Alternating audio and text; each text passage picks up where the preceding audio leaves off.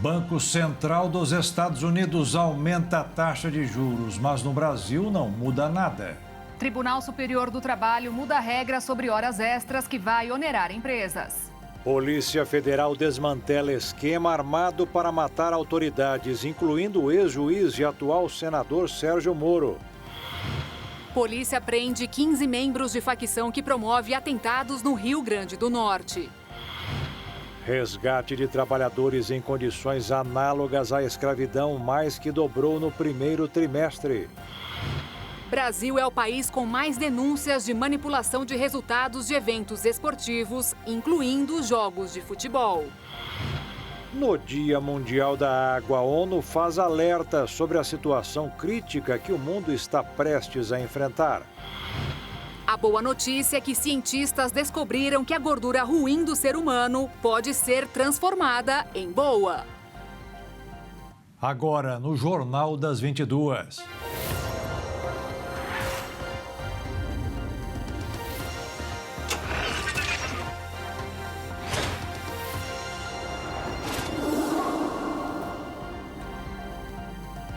Olá, boa noite. Boa noite. A Polícia Federal prendeu membros de uma facção criminosa que elaboraram um plano de ataque contra várias autoridades. O alvo principal era o ex-juiz e atual senador Sérgio Moro, do União Brasil do Paraná. Policiais militares e penais também estavam na mira dos criminosos. Criminosos suspeitos de planejarem um ataque contra servidores públicos e autoridades brasileiras foram presos nesta quarta-feira em uma operação da Polícia Federal deflagrada em 5 estados. Foram cumpridos 24 mandados de busca e apreensão, 7 mandados de prisão preventiva e 4 mandados de prisão temporária em Mato Grosso do Sul, Rondônia, São Paulo e Paraná. Armas, joias e anotações foram apreendidas e vão servir como provas para a investigação. O senador e ex-ministro da Justiça, Sérgio Moro, seria um dos alvos. Segundo a investigação, o plano de ataque mirava especialmente policiais militares e penais, além de promotores de São Paulo e Paraná, e incluía extorsão, sequestro e homicídio. No começo do ano, Sérgio Moro relatou à presidência do Senado que estava sendo ameaçado e solicitou escolta. Após atender o pedido do parlamentar, o Senado informou sobre as ameaças ao Ministério da Justiça e Segurança Pública. E, segundo o ministro Flávio Dino, ainda em fevereiro, começaram as investigações que levaram às prisões dos criminosos nesta quarta-feira. Na terça-feira, durante uma entrevista, o presidente Lula disse que, enquanto esteve preso por decisão do juiz Sérgio Moro, pensava em vingança. Mas nesta quarta, durante entrevista coletiva, Flávio Dino afirmou categoricamente que não há qualquer relação entre a fala de Lula e a operação da Polícia Federal e chamou de mau caratismo a associação entre os dois eventos. Porque o que o presidente Lula fez, faz e fará, o que eu faço e farei é a crítica técnica e política a este senhor que foi magistrado e que hoje é senador. Como ele faz a nós também. Mas o que nós fizemos foi, cumprindo a lei, proteger a vida do nosso adversário. É importante ter isso claro. Se nós não tivéssemos agido, aí sim poderia haver alguma ilação. Mas a Polícia Federal agiu de modo exemplar. É repugnante a ação política dessa extrema-direita desvairada, aloprada, querendo nesse momento desqualificar um trabalho sério da Polícia Federal, que deve, em verdade, ser homenageado. Trabalho esse que salvou a vida, graças a Deus, do senador Sérgio Moro. Durante a sessão do Senado, nesta quarta-feira, o senador Sérgio Moro falou sobre o assunto, agradeceu aos investigadores e policiais envolvidos na operação e disse que os ataques foram planejados em retaliação ao trabalho contra o crime organizado e transferência de presos para unidades penitenciárias federais. Não tenho, evidentemente, o detalhamento da investigação, mas o que me foi informado é que uma célula do PCC tinha esse planejamento de sequestrar a mim ou a minha família ou realizar esses ataques, como uma forma de retaliação do trabalho que nós fizemos como juiz e principalmente como ministro da Justiça, quando nós somos duros contra o crime organizado. O senador também afirmou estar alarmado com a escalada da violência e da atuação do crime organizado no país. Desconheço, na história da República, um planejamento de organizações criminosas dessa natureza contra promotor do caso, que investiga o PCC, mas especialmente contra um senador da República. E a minha avaliação em relação ao crime organizado, ou nós os enfrentamos, ou quem vai pagar vão ser não só as autoridades, mas igualmente a sociedade. E isso tem que ser feito com políticas rigorosas, inteligentes, com base na lei, contra a criminalidade organizada. E nesta quarta-feira, o deputado federal Bibo Nunes, do PL do Rio Grande do Sul, apresentou um pedido de impeachment contra o presidente Lula. Segundo o parlamentar, os ataques de ódio do presidente contra o ex-juiz e senador Sérgio Moro são, no mínimo, quebra de decoro. Uma operação deflagrada hoje pelas forças de segurança do Rio Grande do Norte prendeu 15 suspeitos de integrarem o Sindicato do Crime, grupo criminoso apontado como organizador dos ataques no estado. Coordenada pelo Ministério Público do Rio Grande do Norte, a Operação Sentinela cumpriu 13 mandados de prisão e 26 de busca e apreensão na capital, Natal, e em mais 9 cidades. 2 pessoas foram presas em flagrante com armas, drogas, celulares e dinheiro. A maior parte dos detidos, segundo o GRAECO, o Grupo de Atuação Especial de Combate ao Crime Organizado do Ministério Público, já tinha ligação com o Sindicato do Crime. Desde que os ataques começaram há 9 dias, foram efetuadas 168 prisões, de acordo com o governo do estado. 5 mandados não foram cumpridos e o Ministério Público diz que esses suspeitos já são considerados foragidos. As investigações têm sido direcionadas para desarticular o comando da facção e as ordens para ataques. E as prisões desta quarta-feira atingiram os 3 níveis mais altos da hierarquia, dizem os promotores. O topo da cadeia de comando é formado pela Final Grupo, com os fundadores da facção e responsável por tomar as grandes decisões. Abaixo está o conselho, que tem integrantes presos e na rua. Em seguida vem a transparência e as linhas de frente, que coordenam a facção em bairros e cidades menores do estado. Nós já fiscalizamos em torno de 8 mil veículos foram fiscalizados. 8 mil veículos, no mínimo 8 mil pessoas foram fiscalizadas desde o início da operação. Números mais, digamos, em relação à operação mesmo, a resultados, nós tivemos a prisão de 30 pessoas, até agora 16 horas. Foram 7 armas apreendidas, 4 veículos recuperados. Que eu posso, basicamente, em termos de criminalidade, foram esses números. Eu acho que bastante expressivos, que parte dessas armas, elas eram armas que coincidem com o calibre utilizado pelo tipo de pessoa que está cometendo esses atos criminosos, tanto em Natal quanto no estado do Rio Grande do Norte. A promotoria disse que as ações de desarticulação têm sido feitas nos últimos 2 anos, com a transferência de 18 presos para presídios federais, e que após o início da onda de ataques, mais 10 pessoas foram transferidas para unidades pelo país, com restrição de comunicação e visitas supervisionadas. Desde o dia 14 de março, quando os criminosos iniciaram os ataques, a população do Rio Grande do Norte sofre com a situação de medo e falta de transporte para se deslocar pelas cidades onde acontecem os ataques. Os criminosos tentaram explodir a ponte de Guapó, em Natal, mas não tiveram sucesso no plano. Um jovem que trabalha próximo à ponte falou sobre o momento com a TV Câmara Municipal da capital Potiguar. A gente estava aqui trabalhando nesse momento umas 4 horas, 4h30, 5 horas da tarde, e ouvi um grande estrondo, uma explosão muito forte mesmo, alta. A gente pensou até que tinha sido um caminhão ou um trem que tinha tombado, algo bem assustador mesmo. E quando a gente saiu, a gente se deparou com uma grande fumaça saindo da Ponte Velha, por baixo dela. E todo mundo que já saiu por perto ali, o estrondo, né? A gente percebeu que tinha sido uma bomba, uma dinamite, um explosivo muito forte. A gente fica meio aterrorizado, né? porque foi algo que a gente nunca viu, nunca presenciou. Mas é isso, fé em Deus, Deus vai nos guardando e a gente vai trabalhando. O tráfego na ponte foi interrompido, mas após uma perícia do DENIT que constatou que não houve danos, o trânsito foi liberado. O Ministério Público de São Paulo denunciou hoje a estudante da Universidade de São Paulo, Alicia Dude, pelo crime de estelionato.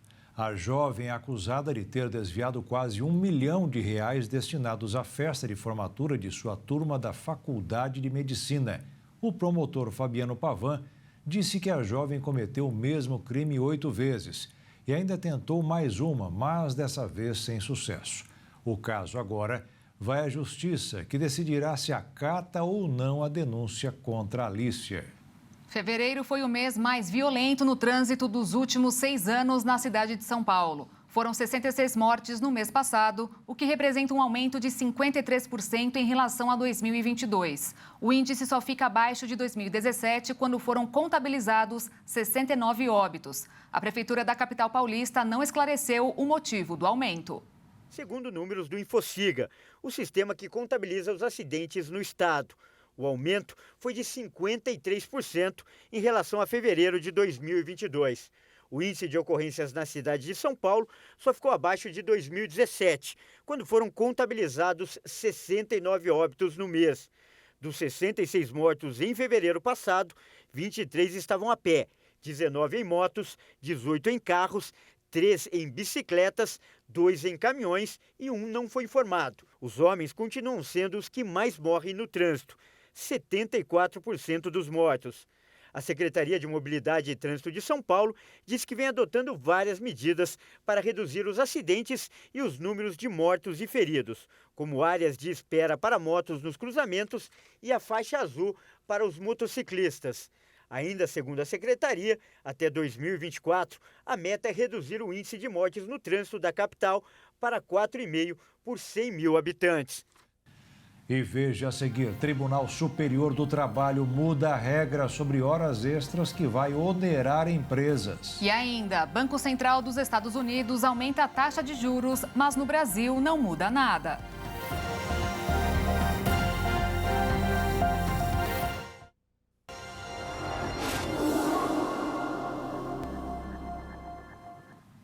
O preço do óleo diesel que a Petrobras entrega às distribuidoras vai ficar um pouco mais barato a partir de amanhã. E no comunicado que informou a medida, a estatal avisou que não deverá acompanhar as cotações do mercado internacional nem as oscilações de câmbio. O valor passa de R$ 4,02 para R$ 3,84 por litro, uma redução de quase 4,5% para o diesel. Já os preços dos outros combustíveis não sofrerão alteração neste momento. Esse recuo no preço do diesel acompanha a queda nos preços do barril de petróleo no mercado internacional, que nesta semana chegou ao nível mais baixo em quase 15 meses. Segundo nota da Petrobras, essa nova redução tem como objetivos principais a manutenção da competitividade dos preços da estatal frente às principais alternativas de suprimento dos clientes e a participação de mercado necessária para a otimização dos ativos de refino. Essa é a segunda vez no mês de março que a Petrobras reduz o preço do diesel. O novo valor passa a valer a partir desta quinta-feira. 32% dos brasileiros conseguiram economizar uma parte da renda no ano passado. Significa que o percentual de economia aumentou em relação aos 27% de 2021. Segundo a Associação das Entidades dos Mercados Financeiros e de Capitais, a saída encontrada pela maioria foi reduzir gastos e passear menos. O Ministério do Trabalho e Emprego resgatou 918 trabalhadores em condições análogas à escravidão entre janeiro e 20 de março de 2023. Uma alta de 124% em relação ao volume dos primeiros 3 meses de 2022. O número é recorde para um primeiro trimestre em 15 anos, sendo superado apenas pelo total de 2008, quando 1.456 pessoas foram resgatadas desse tipo de situação. Goiás e Rio Grande do Sul foram os estados onde os auditores do Ministério encontraram o maior volume de trabalhadores em situação análoga à de escravidão. Somente em território goiano, 365 pessoas foram resgatadas. Mais da metade foi resgatada no último dia 17 de março em lavouras e usinas de cana-de-açúcar, nos municípios de Itumbiara, Edéia e Cachoeira Dourada, no sul do estado, em uma operação do Ministério do Trabalho e Emprego que durou 3 dias. Entre as irregularidades encontradas pela fiscalização estão a cobrança de aluguel de barracos usados como alojamentos, o não fornecimento de alimentação e cobrança pelo uso de ferramentas de trabalho.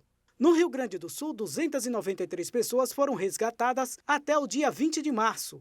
Um dos casos mais emblemáticos ocorreu durante a safra da uva, em fevereiro, quando 207 trabalhadores foram encontrados em situação degradante de trabalho, em fazendas do município de Bento Gonçalves. O caso chamou a atenção pelas agressões cometidas contra os trabalhadores que afirmaram ter passado por espancamentos, choques elétricos, tiros de balas de borracha e ataques com spray de pimenta, além de jornadas exaustivas de trabalho. Eles foram contratados pela empresa Fênix Serviços Administrativos e Apoio à Gestão de Saúde Limitada, que prestava serviço às 3 grandes vinícolas da região: Aurora, Cooperativa Garibaldi e Salton. O responsável pela Fênix, o empresário Pedro Augusto de Oliveira Santana, também está por trás de uma outra empresa que, em 2021, foi alvo de uma queixa pelo mesmo crime feita à Justiça do Trabalho. 2 semanas depois deste caso, na colheita de uva, uma outra operação do Ministério do Trabalho e Emprego conseguiu resgatar 82 pessoas em situação semelhante à escravidão, em 2 fazendas de arroz no interior do município de Uruguaiana, na fronteira oeste do Rio Grande do Sul. O Tribunal Superior do Trabalho mudou hoje o entendimento sobre o pagamento das horas extras dos trabalhadores. O TST alterou um entendimento em vigor há 13 anos sobre como calcular o valor. Além disso, a partir da próxima segunda-feira, o adicional vai incidir também sobre outras verbas, como férias, 13º, aviso prévio e fundo de garantia. O Banco Central manteve hoje a taxa básica de juros da economia em 13,75% ao ano, apesar de todas as críticas do governo. Hoje, até o ministro da Casa Civil, Rui Costa, disse que manter a Selic no atual patamar é prestar um desserviço ao país. O Brasil é o líder mundial no ranking de juros quando é descontada a inflação.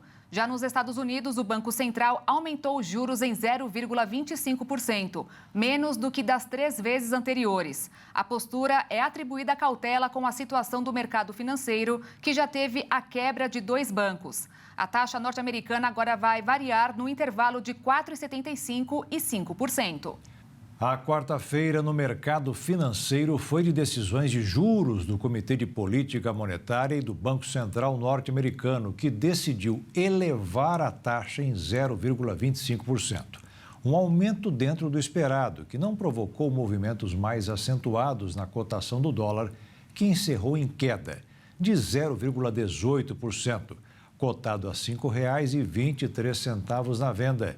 E a Bolsa de Valores fechou em queda de 0,77% aos 100.220 pontos.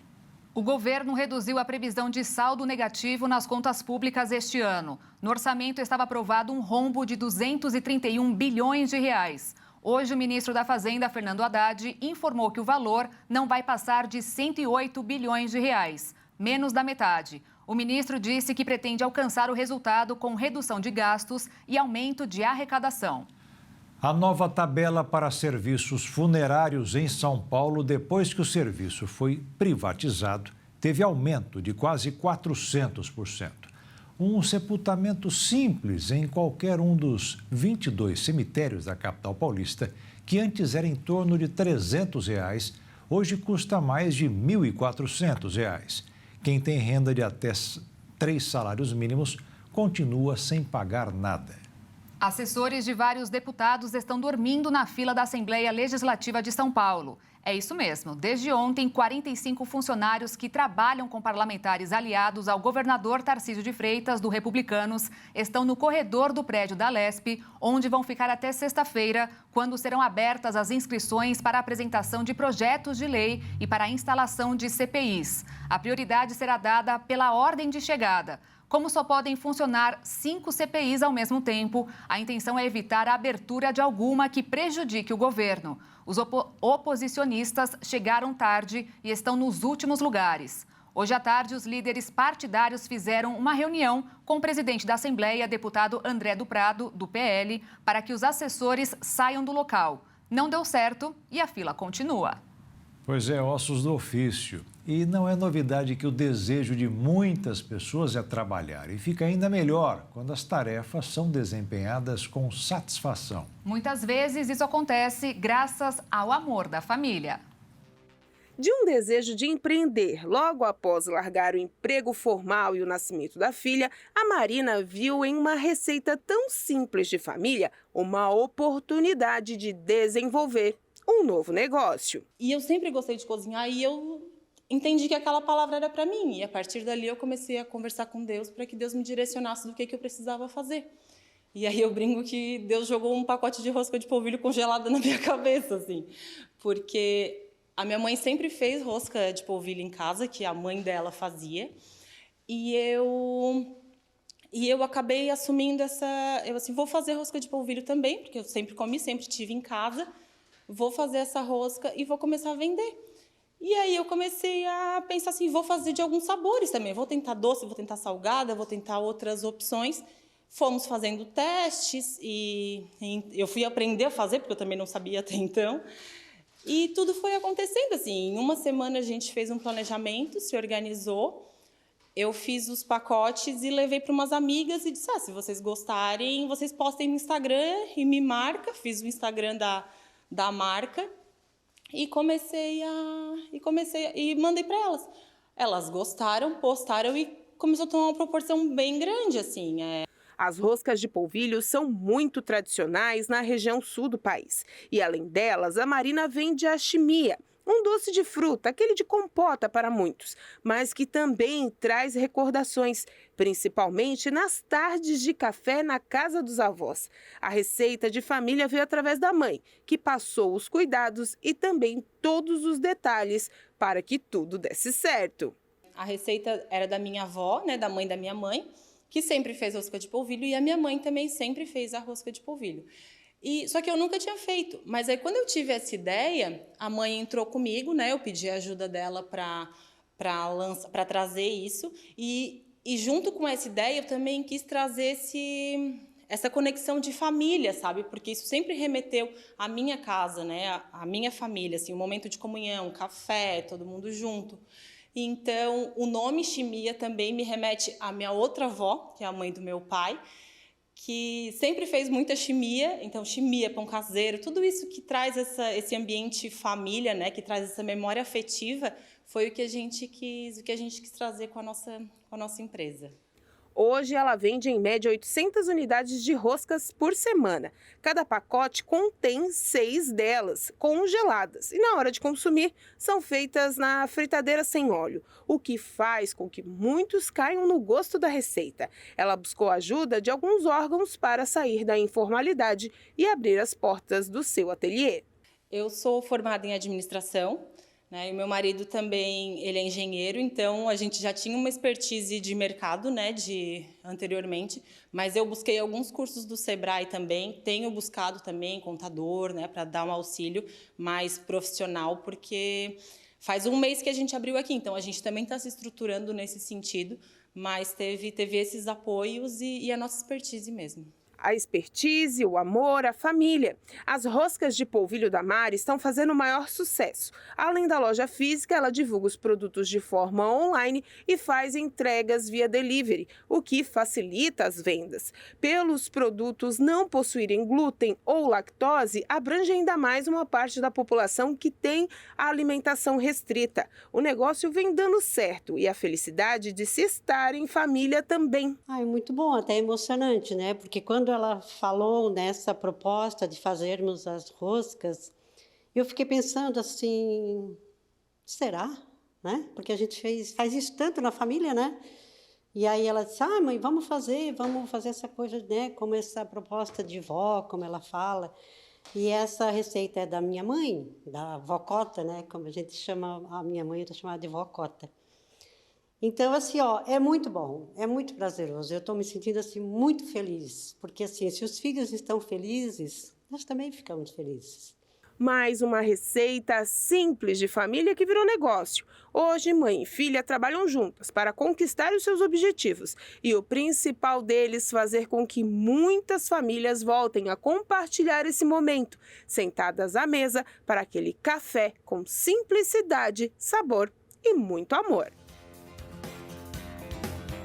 E veja a seguir, invasão de caranguejos na pista obriga avião em operação de pouso a arremeter no aeroporto de Vitória, no Espírito Santo. E ainda, Brasil é o país com mais denúncias de manipulação de resultados de eventos esportivos, incluindo jogos de futebol.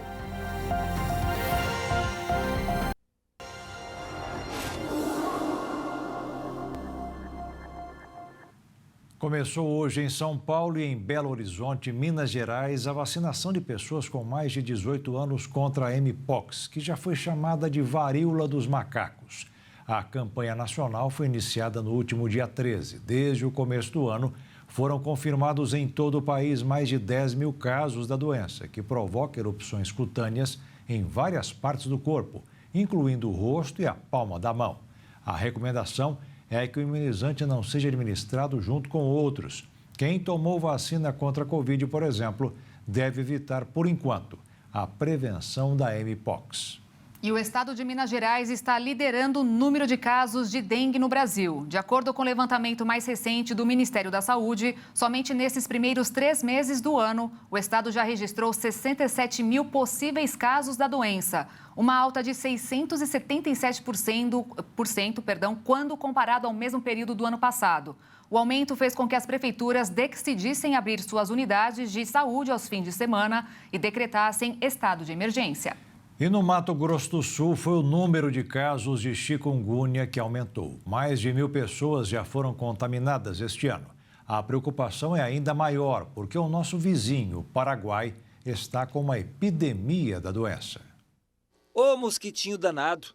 O Aedes aegypti, além de dengue, transmite zika e a chikungunya, que é uma doença muito perigosa. Leva a maior risco de óbito e também a doença que cronifica mais do que a dengue. A dengue e a zika são doenças agudas. E quais são os sintomas gerais das arboviroses no início da doença? Febre, dor no corpo, dor na articulação. A diferença da chikungunya é que essa dor na articulação pode ficar por mais tempo, inclusive por muitos anos. Até o dia 11 de março, foram registrados em Mato Grosso do Sul 1.105 casos prováveis da doença. É quase o dobro em relação ao ano passado. A situação é mais preocupante porque no país vizinho, Paraguai, são 18 mil casos confirmados de chikungunya só neste ano. Importante a população ficar atenta nesse momento, né, que a gente tem um aumento de número de casos. O pico aqui no estado geralmente em abril, maio, então é importante cuidar do seu quintal, eliminar os focos do mosquito, verificar esses focos a cada 7 dias, para diminuir o impacto dessa doença aqui no estado do Mato Grosso do Sul. Em outubro do ano passado, começou no Brasil os testes para uma vacina contra a chikungunya. Campo Grande é uma das 8 cidades que participam do teste. Por aqui, 130 adolescentes com idades entre 12 e 17 anos tomaram a vacina. Eles estão sendo acompanhados pelo período de 1 ano. Além disso, lá para outubro, novembro, a vacina também deve ser aplicada em um grupo de crianças de 6 meses a 11 anos de idade, para verificar a eficácia também nessa faixa etária. Caso seja comprovada que a vacina é eficaz, ainda tem um longo caminho para que ela seja liberada para a população. Depende da finalização dos estudos, da avaliação da Anvisa e, por último, né, depois de aprovada a Anvisa, o Ministério da Saúde tem que fazer uma análise, né, entender se vale a pena ou não adquirir essa vacina e para que público ele vai indicar essa vacina. Então, essa tramitação demora esse período de 2 a 3 anos, mas é muito difícil estimar com precisão em quanto tempo essa vacina estará disponível para o público geral. Em meio à polêmica aprovada da reforma da Previdência por decreto, o presidente da França, Emmanuel Macron, causou mais revolta nesta quarta-feira, ao comparar os protestos no país com as invasões do Congresso Nacional do Brasil e do Capitólio nos Estados Unidos. O governante francês também voltou a defender a medida e disse que ela é necessária. O presidente da França, Emmanuel Macron, defendeu nesta quarta-feira que sua impopular reforma da Previdência entre em vigor até o fim deste ano, apesar da intensificação dos protestos contra a iniciativa do governo. Em declarações aos canais TF1 e France 2, o chefe de Estado francês disse que a medida é necessária, mas garantiu que preferia não ter de fazê-la. Nós estamos vivendo mais e mais, o que é bom, mas temos um sistema que faz com que nós, trabalhadores, financiemos as aposentadorias atuais, mas não financiamos as nossas próprias. Não há muitas soluções se quisermos um sistema equilibrado, e há muito ele não está equilibrado. Então a reforma é necessária. E plus on va attendre, plus il se dégradera. Donc cette réforme, elle est nécessaire. A França vive um contexto social muito tenso, com uma onda de protestos espontâneos marcados pela violência. Macron causou ainda mais revolta ao comparar os atos nas ruas francesas às invasões do Congresso Nacional em janeiro deste ano em Brasília e do Capitólio no início de 2021 em Washington. O presidente também declarou que não vai tolerar nenhum transbordamento, enquanto o ministro da Justiça, Éric Dupond-Moretti, pediu firmeza aos promotores e uma resposta criminal sistemática e rápida contra os manifestantes detidos. Eu te digo que não estou pensando em ser reeleito. Constitucionalmente não é possível. Mas entre opiniões de curto prazo e o interesse geral da França, eu fico com o interesse geral do país. E se for necessário aguentar a impopularidade, eu vou aguentá-la. O governo enfrenta forte rejeição ao plano de adiar a idade de aposentadoria de 62 para 64 anos até 2030 e de antecipar para 2027 a exigência de contribuir 43 anos, e não 42, como é a regra atual, para receber uma pensão completa.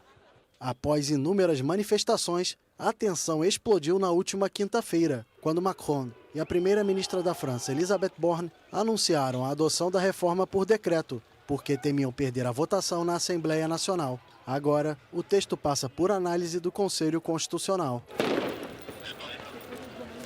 Analistas consideram que a adoção por decreto dificultará a aprovação das próximas reformas de Macron, que foi reeleito presidente em abril do ano passado e cumpre mandato até 2027.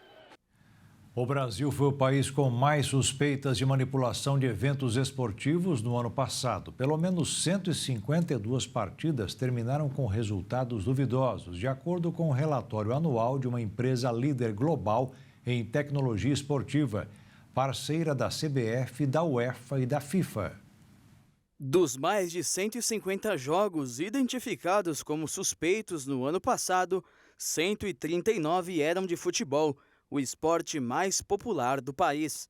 Além desses jogos, outras 1.212 partidas foram investigadas por apresentarem eventos considerados inusitados durante sua realização. Ou seja, mais de 1.000 jogos exibiram evidências esmagadoras de viciação de resultados ou com indícios de manipulação. Os números são 34% maiores do que os apresentados em 2021. Em nota, a Confederação Brasileira de Futebol afirmou trabalhar permanentemente no combate à manipulação de resultados e disse que também é vítima dos criminosos. Mas não é só no Brasil que eventos esportivos são suspeitos de manipulação. Mais de 90 casos parecidos foram identificados na Rússia, mais de 50 na República Tcheca e em algumas outras nações como Grécia, Argentina, Polônia e Tailândia. Em todas essas localidades, o futebol foi o esporte com maior número de jogos suspeitos. Esses jogos acontecem principalmente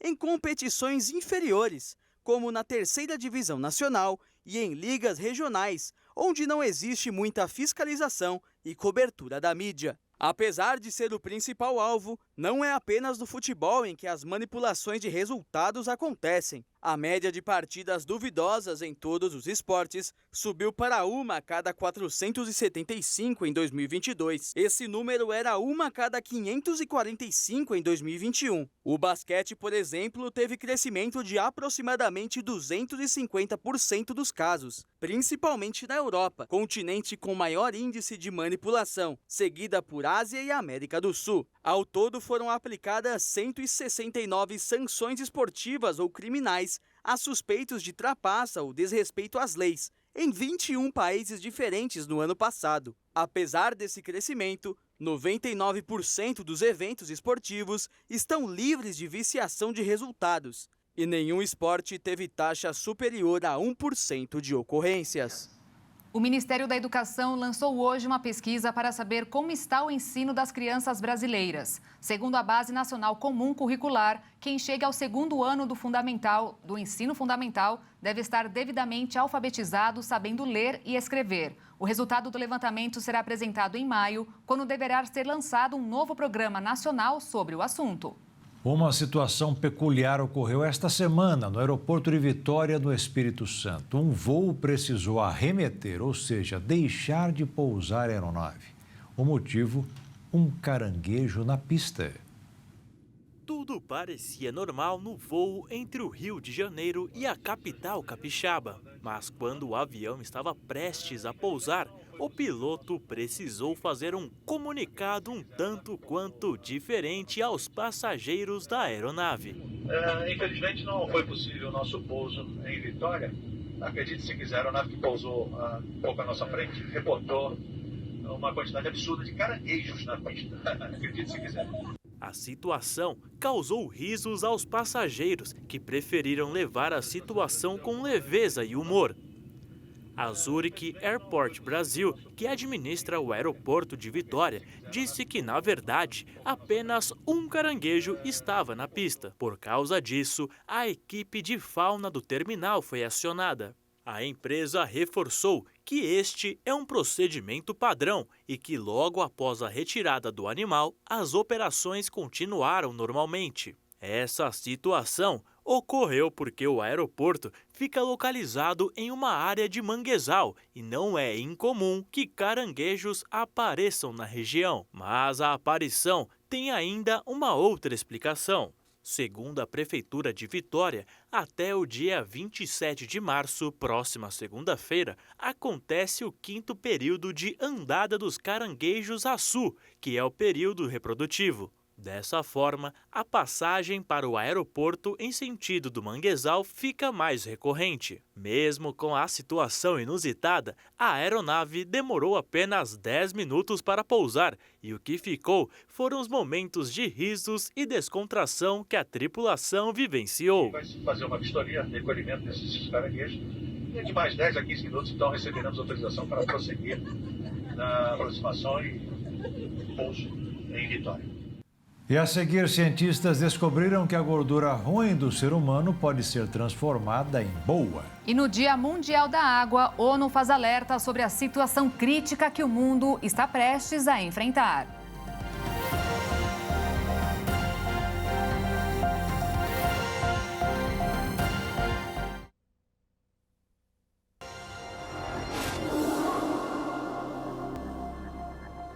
Pesquisadores descobriram um método para transformar células de gordura branca, conhecida por ser maléfica à saúde, em gordura marrom, que causa benefícios e ajuda no combate à obesidade, doenças do coração e inflamações.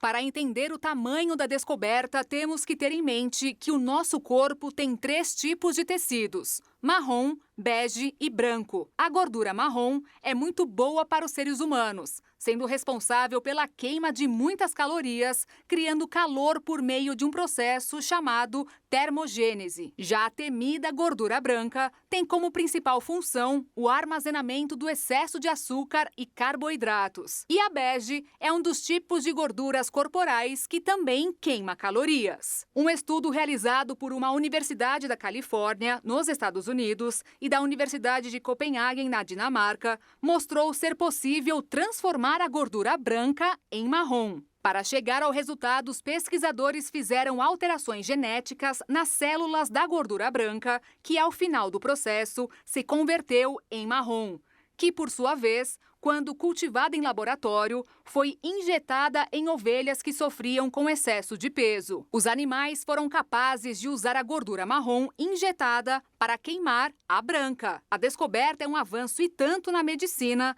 pois quanto mais gordura marrom boa tivermos, menor o risco de doenças cardíacas, diabetes e obesidade. Anteriormente, os pesquisadores já haviam testado um medicamento que aumentaria a queima de calorias da gordura marrom, que aumenta com a exposição ao frio. O problema é que o método também aumentava o estresse e a pressão arterial. Após um período, os cientistas também descobriram que homens jovens saudáveis, ao serem expostos ao frio por 2 horas por dia, durante 20 dias, foram capazes de aumentar em 45% o volume de gordura marrom corporal. Essa descoberta é a melhor maneira de aumentar o tecido de gordura marrom e pode ser um dos pontos mais positivos no combate à crise da obesidade que assola o mundo. E a Força Aérea Brasileira gastou cerca de 134 milhões de reais entre os anos de 2018 e 2022, com uma variedade de itens que estão sendo questionados pelo Tribunal de Contas da União. Uma empresa com sede na Flórida, nos Estados Unidos, foi contratada pela FAB e forneceu produtos que vão de equipamentos de computação a até mesmo bolas de futebol. A aeronáutica chegou a comprar 56 tipos diferentes da mesma companhia.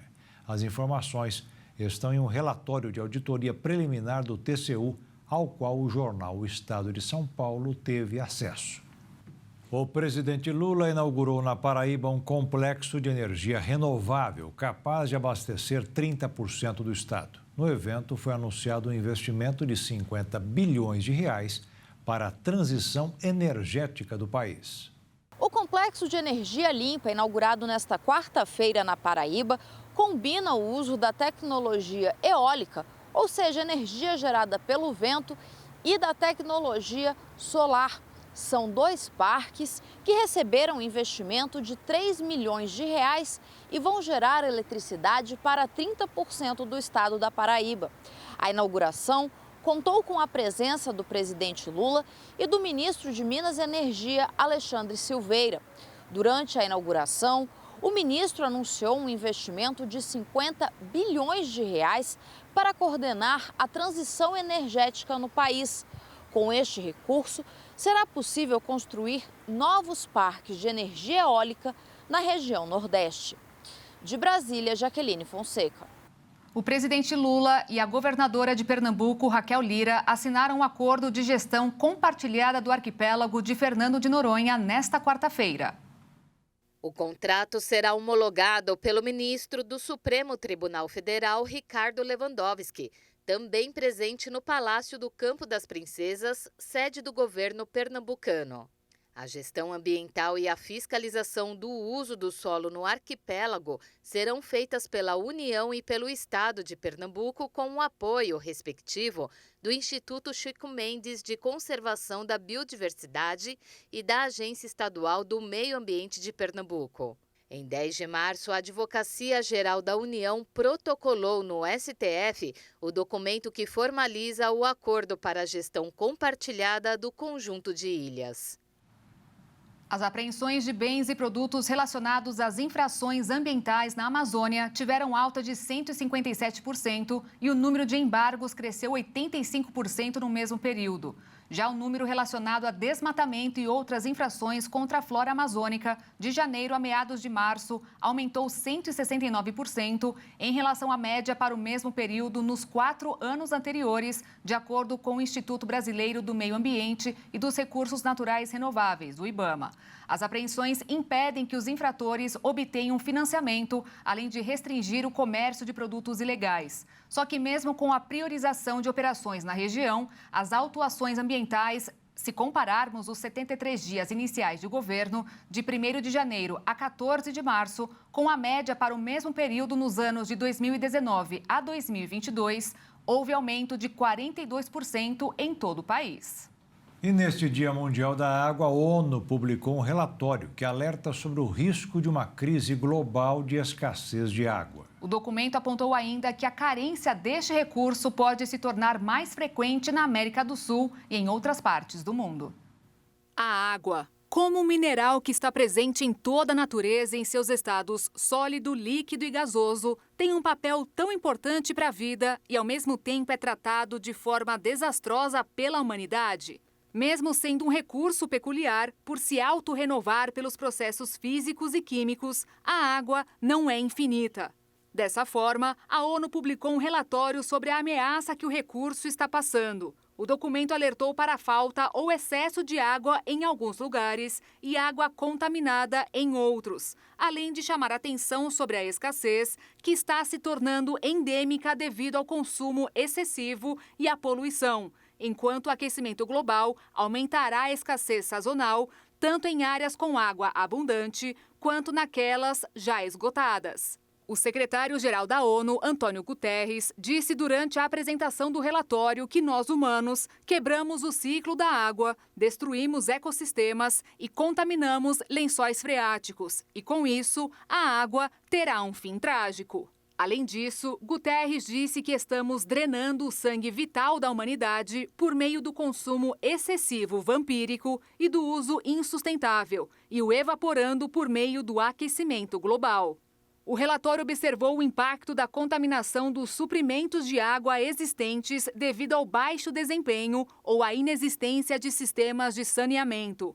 O documento demonstrou que pelo menos 2 bilhões de pessoas usam uma fonte de água potável contaminada, o que pode causar diversos tipos de doenças. E o que impressiona é que esse número alto não leva em conta a poluição de produtos farmacêuticos, produtos químicos, pesticidas, microplásticos e nanomateriais. Serão necessárias parcerias e cooperação para a água com o objetivo de evitar uma crise global. Para garantir o acesso à água potável para todos até 2030, os níveis de investimento teriam que ser triplicados. E aí sim, melhorar as condições do principal recurso para a manutenção da vida humana, animal e natural. No Dia Mundial da Água, comemorado nesta quarta-feira, a ONU alerta para o risco iminente de uma crise global de escassez, devido ao consumo excessivo e às mudanças climáticas.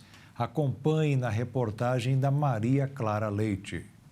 A maior fonte da vida é também um recurso ameaçado. O crescimento populacional e a crescente demanda dos setores agrícola e da indústria são alguns dos fatores de risco para uma possível crise hídrica. Isso sem falar no aquecimento global. E o problema vai além. Dados do Instituto Trata Brasil mostram que o país desperdiça pelo menos 39% de toda a água potável. O que quer dizer que todo esse montante não chega ao seu destino final. Aqui em São Paulo, a Sabesp, que abastece grande parte dos municípios do estado, diz que segue todos os protocolos necessários para reduzir os números do desperdício.